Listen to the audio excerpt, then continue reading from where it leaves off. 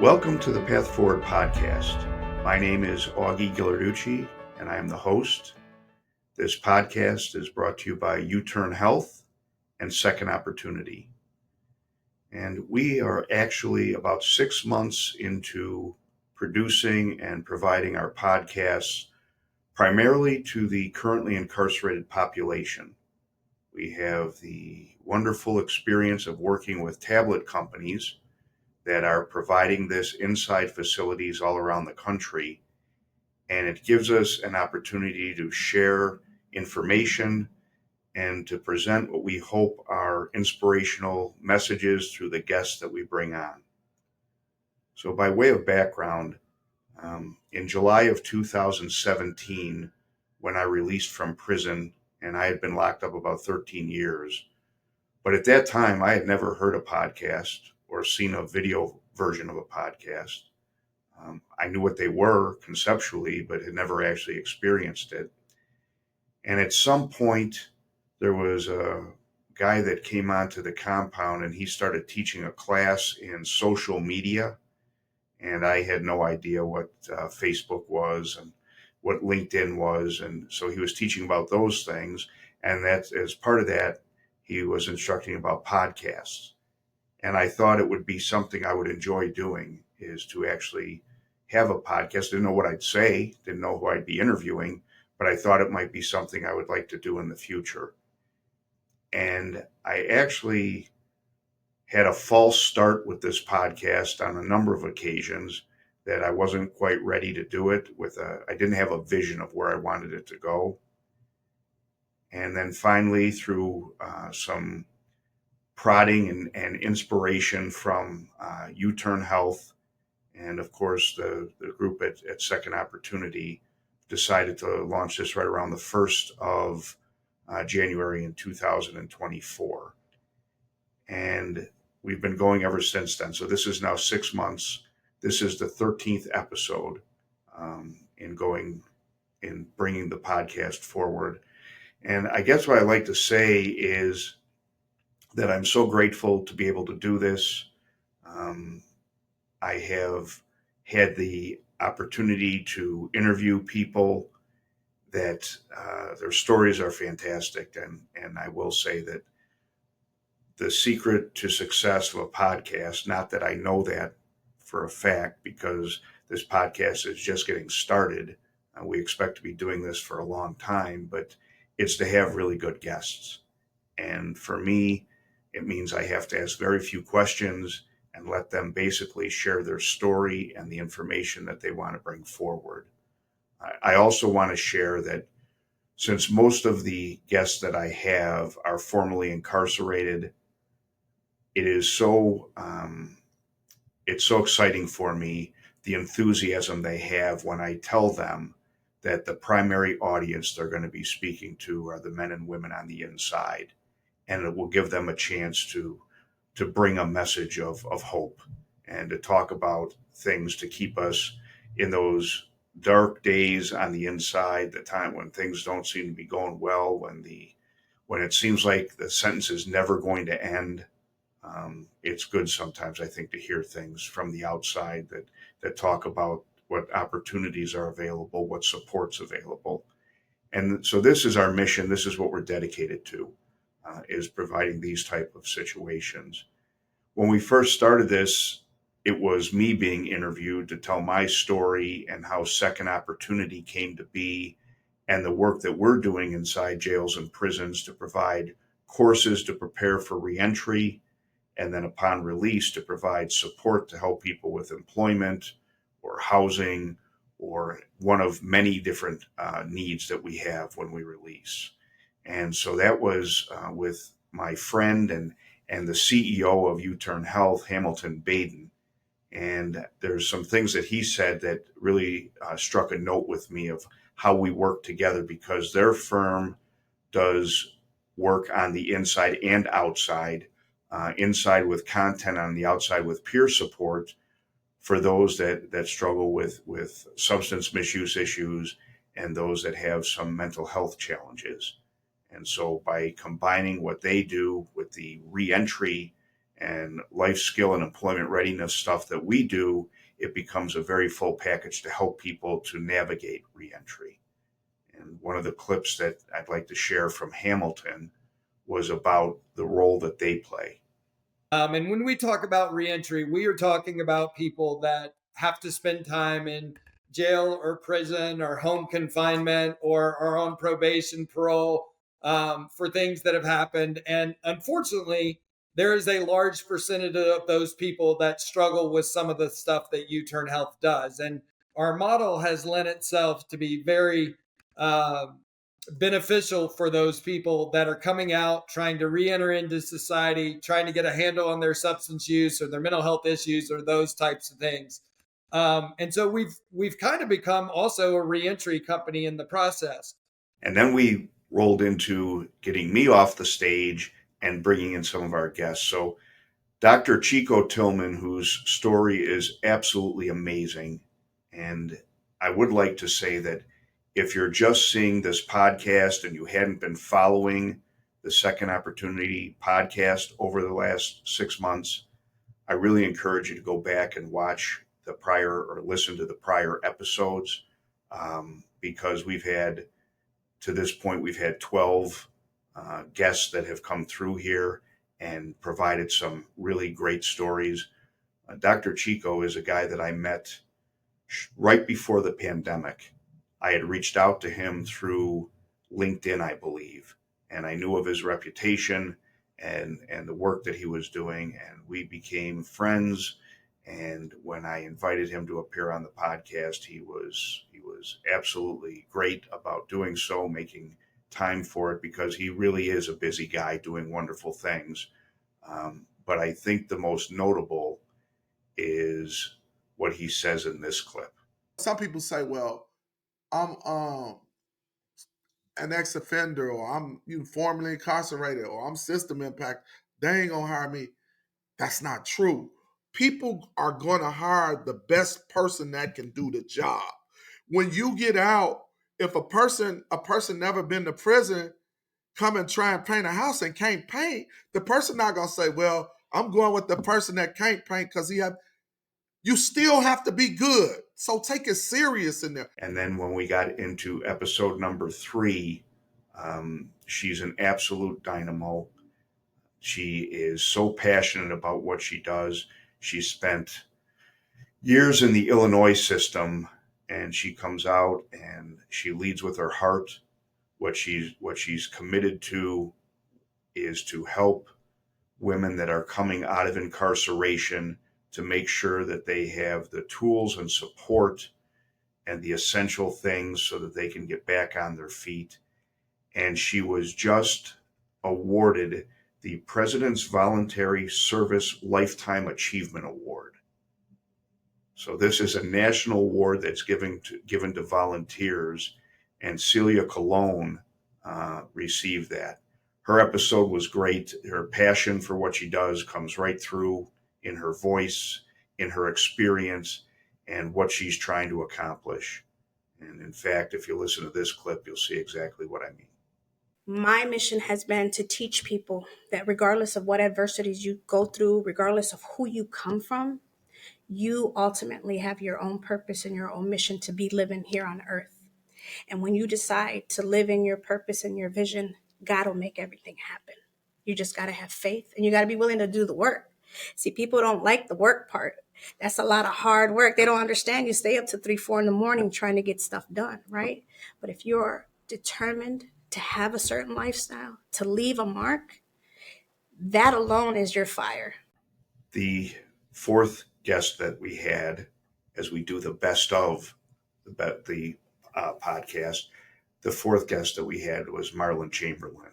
And I met him about the same time as Chico. In fact, the four of us went to have lunch together just before the pandemic. We had a hard time finding a restaurant that was still open and serving, and we hit it off from the beginning. But he is committed to, he's fighting for every day for the formerly incarcerated population and being rid of permanent punishments. So the things that make it difficult for us to find housing, difficult for us to find employment, difficult for us to get licenses, difficult for us to serve as the executor of a loved one's estate. There are rules and laws that exist in different states and so on and so forth. But what Marlon has done is made this his absolute mission, is to help clear those so those barriers move out of the way for us to move forward. And he is growing his mission around the country. And he talks about how he approaches this in this clip. Because in that process, one of the things that we discovered was that if we continue to introduce one bill at a time to remove a barrier, that it would take us way too long and we would be doing this work for the rest of our lives. And so we developed this concept of really using a wholesale approach to say, if we can identify all of the statutes that create these collateral consequences and then create a wholesale approach, that we could eliminate a number of statutes at one time. And so that is the work that I do now. I'm leading my own organization that is really focused on doing a lot of the community organizing work across the state. Also taking ownership of our narrative and telling our own stories. But then, like I said before, also introducing legislation to eliminate a number of these barriers. So as people transition out the system, that they're able to move forward and leave that period of their lives behind. Then after Marlon, in episode number 5, it was Willette Benford, and she's an unbelievable speaker. She's an unbelievable person. She was incarcerated for approximately 24 years, and it was through a change in the law that allowed her to go from a life sentence to being released. But imagine being locked up for that period of time and then being told you're leaving today. And not only did she, reintegrate, but she has excelled as a leader, and to the point that she rose to be, in a short period of time, within several years of her release, she rose to be the reentry specialist for the mayor's office in the city of Chicago. And she was a trailblazer in that position, and she talks about what some of her responsibilities were. I worked for the mayor. It was a historical position. I was the first director of reentry, formerly incarcerated, that worked for the mayor. I led the mayor's interagency reentry council, which was a bi-monthly meeting of all city departments that came together to develop goals around reentry. $13 million was allocated to reentry under Mayor Lightfoot's administration. And what we did during that time, we passed one of the most progressive fair chance hiring ordinance in the nation. And then after Willette, we had Yaakov Delaney, a friend of mine. He actually, and we talk about this, he actually was the one that got me involved beyond just doing the second opportunity work, but involved in community activities and trying to provide support and resources through many different avenues around Cook County and the city of Chicago. Very soft-spoken guy, but also extremely intelligent. He had been locked up for a long time and shares in his story the work that he did in the library to not only work on his case, but to help many other men that were in the same facility. And he explains that in this clip. Started frequenting the prison law library a lot. Just one, to trying to figure out like things going on in my own case. What I discovered is that I became sort of this mentor for other young Black and brown males that I was incarcerated with. They often would come to the law library. I eventually started working in the prison law library to provide that mentorship, but also to provide support, whether it was with prison conditions, whether it was for their own criminal appeal cases, or civil issues, human rights issues that was going on within the prison environment. I was introduced to Justin Knapp, a young man, through his employer, actually. And we do a webinar, on average, maybe once every 3 weeks. And at the webinar, there was a gentleman who attended that was in charge of some workforce development in McHenry County, Illinois. Tom Faber's his name. And he stayed after the webinar ended so we could talk. And he said, I've got a young guy that he actually brought on the webinar. And he said, I think that he'd be a great guest on your podcast. And he was absolutely right about that. So I met Justin in person. We sat down and he tells his story of somebody who was involved in the criminal justice system at a young age. And it was something that had separated him from his mother and his younger brother. And at some point he decided that he needed to get his life in order so he would be a good role model for his brother. And now he's out and he's helping those that have been incarcerated through the various resources available through workforce development in McHenry County. And he explains what his role is in this segment. So I have been for almost 2 years now working as a career planner, case manager, specifically working with individuals that are on parole or that have been released from parole, working with individuals that are on probation. And my sole responsibility is to get them to identify their skills, their strengths, their aptitude, and channel whatever we can into providing them with the service that they need to get them into their target occupation, into their career goal. After Justin, this was the first person that I interviewed on the podcast that I actually was incarcerated with. So Johans Lacour was a guy that I knew. We were away together at least 5-6 years. And he, at one point, we lived across the hall from each other and over one door. So I got to know him pretty well. But I know that he was active in a part of the compound that was called Hobbycraft. And he was doing projects in leather goods, making everything from purses to wallets and bags and what have you. And he was very, very good at it, clearly. But he came out and he was committed to making that his career and furthered his education, participated in an apprenticeship to learn more about that craft, and brought it to the point that he actually, as he explains here, became an international business person. And I went and I found a manufacturer overseas. I took a trip to Portugal, of all places, man, because I learned that, Italy is like the creme de la creme of shoemaking, and Portugal is like second to Italy. And they're like this close in terms of quality of shoemaking, but there's a nice little gap in terms of cost. So I was able to save, I get more bang from my buck and still get a really nice luxury handmade item out of there. So I took my designs over there and I had a manufacturer. My God, I just brought this style today, but I got 4 styles they manufactured, and I'm gonna relaunch them with my manufactured collection next month. After Johans, I liked this episode. It's actually 2 parts, but I liked it because it was the Path Forward podcast going mobile.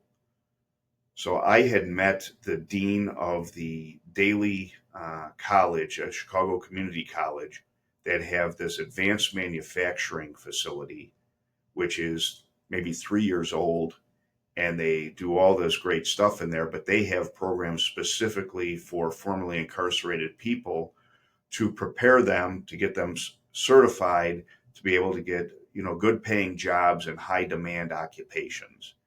And if you have not seen that episode, I encourage you to do so. So in the first part, we broke it into 2 segments because of the length. But in the first part, I sat down with Dean Gerzatis, and he talked about the different career paths that are available through advanced manufacturing, talked about how manufacturing today is not like we picture it from the past, standing at some sort of a conveyor belt, putting 2 pieces together, putting it back down and moving along. But today it's operated through computers, through robotics, that there's other things that have something to do with that create occupations that pay very well. And in the second part of that episode, we actually went on a tour of the facility where he was able to demonstrate and show the welding area, the robotics area, and really just show how these things worked. And I thought about when I was away, and if somebody would have said robotics to me, I would have had an image in my mind, but I really wouldn't know what it was. And so one of the reasons I was so excited about doing that is thinking about the men and women that have been away for a while that don't really know what robotics is or how it operates.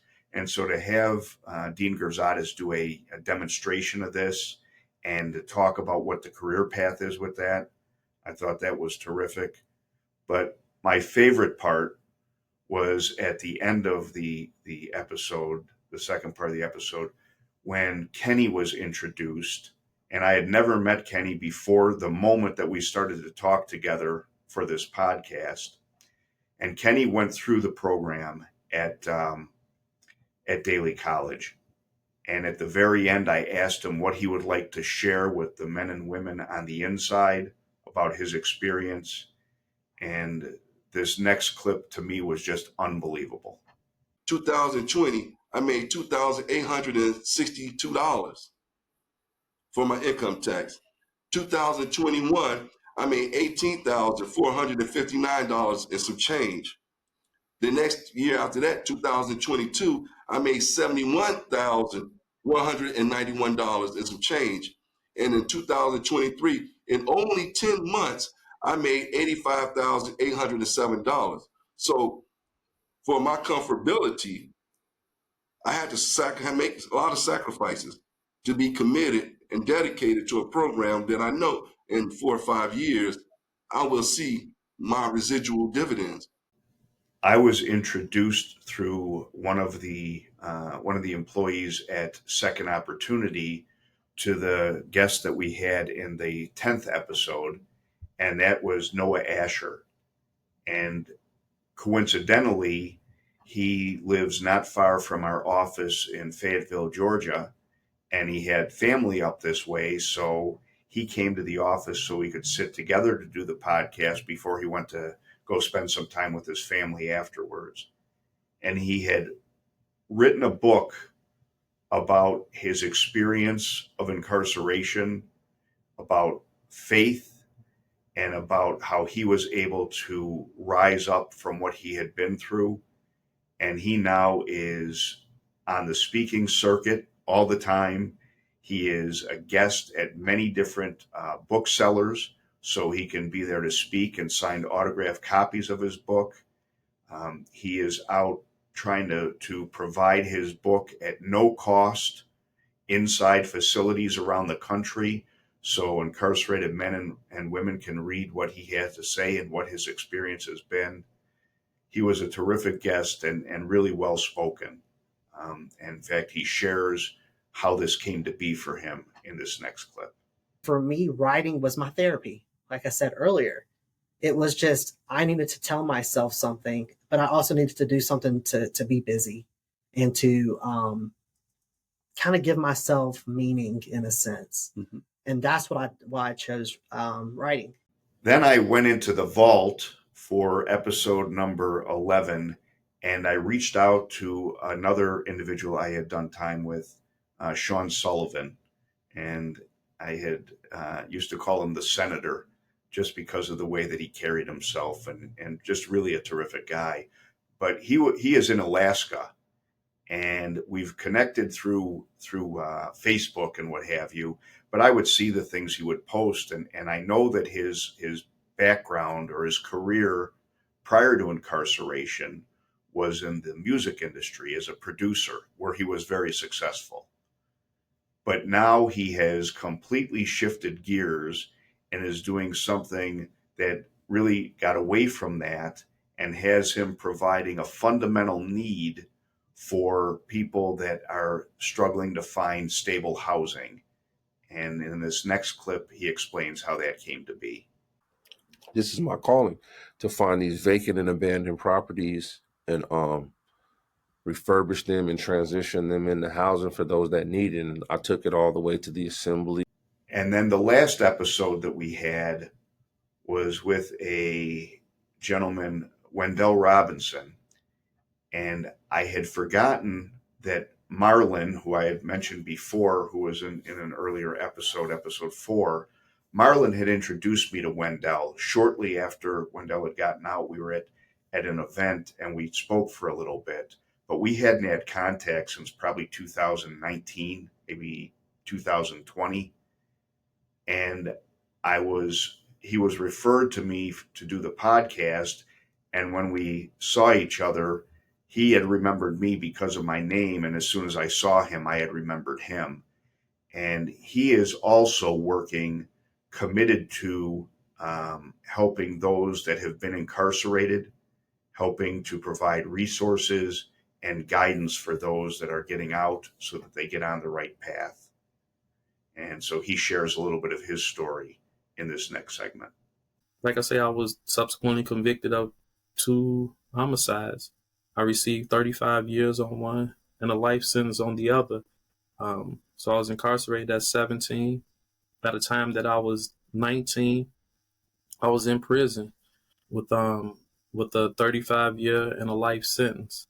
And it was definitely devastating, to say the least. It was devastating. So what you've seen now is little snippets of some of the guests that we've had. And I'd like to take just a few minutes and forecast for you where I think this podcast is going and how we might be of value to you, which is my sincere hope. I want you to know that when I put this together, every time I sit down in front of the camera and in front of the microphone, it's thinking that I'm speaking directly to the men and women on the inside and thinking about how will they view the guest, how will they view the story, how will they view the information. And that's really what drives me on this, is to know that if I can bring these types of stories in there, that if only for 30 minutes when you watch the episode, that it takes your mind out of the current scenario that you're in and helps you to think about positive things that can happen in the future. Because the one common thread of the stories of the guests that I have on that have been incarcerated is that they went through their struggles. They all talk about the struggles they had on the inside and then as they transitioned into reentry, but they also come out on top, that they're leading a good life. They're, whatever has happened in the past is in the rearview mirror. And those are the type of things that I want to continue to bring to you. I know that we're growing as a podcast. We get letters now. We have family members, because we do have this on outside podcast channels so that people can listen to it or see it on the outside through our YouTube channel. But, I want to continue to encourage you on the inside, and frankly, anyone on the outside.